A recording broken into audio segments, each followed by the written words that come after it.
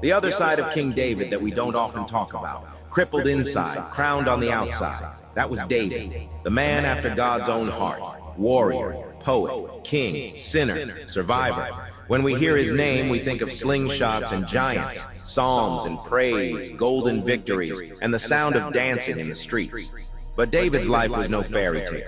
His crown was not won on soft pillows, but in blood, sweat, and tears, both on the battlefield and in the quiet agony no one saw. From the fields to the throne, David wasn't born with a crown on his head. He was born in Bethlehem, the youngest of 8 sons of Jesse.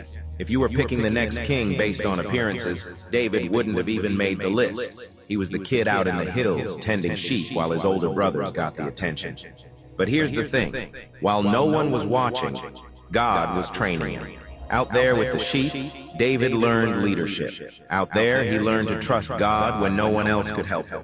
And out there, he learned courage. Not the Instagram quote kind of courage, real courage, the kind that runs toward danger. Your servant kept his father's sheep, David told King Saul. And when a lion or a bear came and carried off a sheep from the flock, I went after it.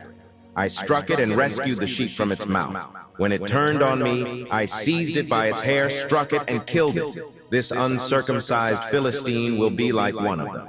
1 Samuel 17, verses 34 to 36. We gloss over this verse so quickly, but think about it. A boy chasing down a lion. A boy grabbing a bear by the hair. That's not normal. That's not safe.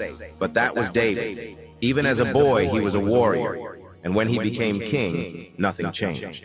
He wasn't the kind of ruler who sat in a palace while others fought. He led from the front.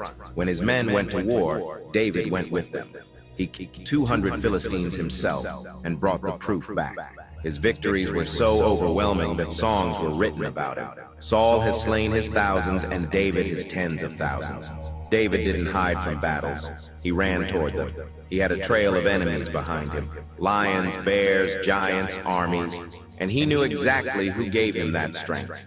The Lord trains my hands for war, my fingers for battle. God chooses the heart, not the height. David's rise began with someone else's failure. King Saul had been disobedient to God, and the Lord rejected him as king. The prophet Samuel was sent to Bethlehem, to the house of Jesse, to anoint the next ruler of Israel. When Samuel arrived, Jesse lined up his sons, tall, impressive, strong. And Samuel thought, surely this is the one. But God stopped him. Do not consider his appearance or his height, for I have rejected him. The Lord does not look at the things people look at. People look at the outward appearance, but the Lord looks at the heart. One by one, Jesse's sons passed by, all rejected. Finally, Samuel asked, "Are these all the sons you have?" Jesse replied, "There is still the youngest. He is tending the sheep." They brought David in from the fields, dirty, smelling of sheep, the last choice in human eyes, but the first in God's. Samuel anointed him, and the Spirit of the Lord came powerfully upon him from that day forward. It's a reminder that God doesn't choose the most obvious. He chooses the most surrendered. He's not impressed by our resume. He's looking for a heart that beats for him. The warrior who could weep. David was fierce in battle, yes, but he was also deeply emotional. He wept openly. He mourned. He sang songs filled with longing and desperation. His psalms swing between the heights of joy and the depths of sorrow. As the deer pants for streams of water, so my soul pants for you, my God. Psalm 42, verse 1. David wasn't afraid to admit when his soul was dry. He wasn't afraid to pour out his heart before the Lord. That's why so many men and women relate to him. The Bible doesn't airbrush his struggles. We see the victories and the failures, the courage and the depression, the silent pressure of men. And here's where David's story speaks loudly today. Men rarely talk about the weight they carry, the pressure to provide, the fear of failure, the silent battles with depression. Statistics tell us something chilling. Men make up 49% of the U.S. population, but nearly 80% of suicides. That's not coincidence. That's a silent epidemic. I've known men who were crumbling inside, yet every morning they got up, went to work, took the trash out, played with their kids, smiled at church, all while dying inside. Maybe you know a man like that. Maybe you are that man. In 1 Samuel 30, David's breaking point arrives. He returns to Ziklag to find it burned to the ground. his wives and children taken, his men's families gone, and the men, his own loyal warriors, talk about stoning him.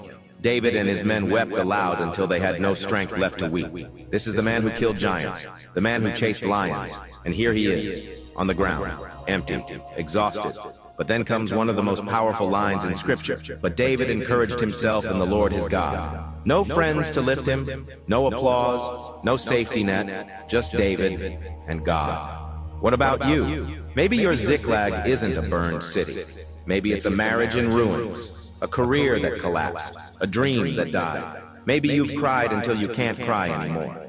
This is your moment to do what David did. Speak life into your own soul. Remind yourself who your God is. Tell your despair it will not have the last word. I will not give up. I will not surrender. My God is still my God. David's life teaches us that real strength isn't the absence of tears. It's the choice to stand back up after you've cried them. The greatest victories don't happen when the crowd is watching.